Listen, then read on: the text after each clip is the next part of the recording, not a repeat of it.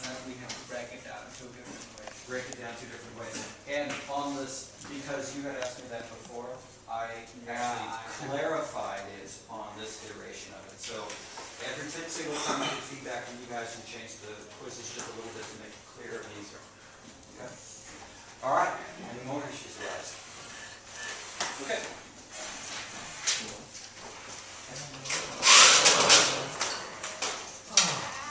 Let's get ourselves a quiz roll.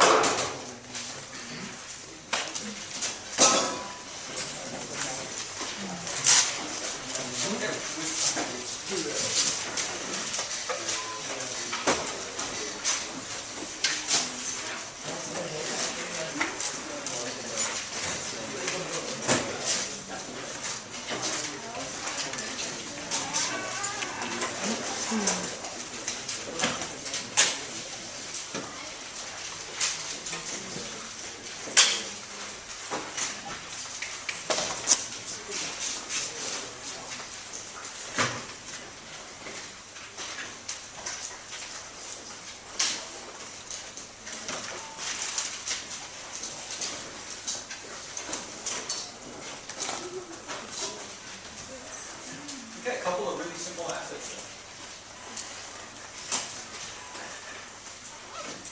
A should look a lot like B, C should look a whole lot like D. Now the first question is just looking at, don't make any calculations whatsoever. I want you to go ahead and tell me which one of those actually look like loans. Go ahead and write it down. Which ones of these, if there's more than one, if there are any at all, that look like a loan to you? Again, don't make any calculations, just go ahead and write it down. We're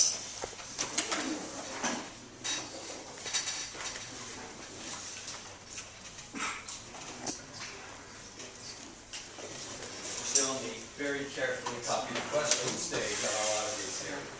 Which one looks like loans to you? We got it down. We got it now. Okay. How many of you seeing A as a loan? No. Okay. How many of you seen B as a loan? Yeah. It's a loan because you get money now and you pay it back later. So you got that as a basic definition of a loan? Okay.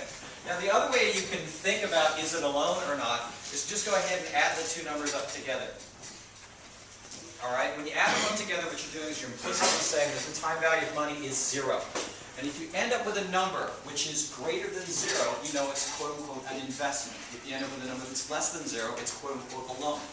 So if you add the -20 and the 21 together, you get a +1. That guy's supposed to be an investment. Effectively what you're doing is you pay money now in order to get more later. Investment. B, however, is the loan. You get money now and you pay more for it later. You're paying back the loan with interest. So B should look like a loan, and what's the other loan that's hanging around up there? D it is. So let's go ahead and give these a nice little label, that this is a loan, and also this is a loan.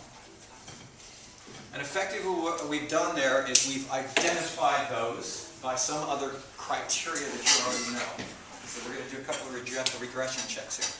Now, looking at those assets, whatever they are, I'd like you to go ahead and decide for me which one of those you would buy, and this would be an unconstrained choice problem, when the minimum acceptable rate of return is 10%. And so I prefer if you use present worth criteria. I would also prefer if you work in a quick little team so you make the calculations rather fast. And this is where I'll just go ahead and grab this from Allison.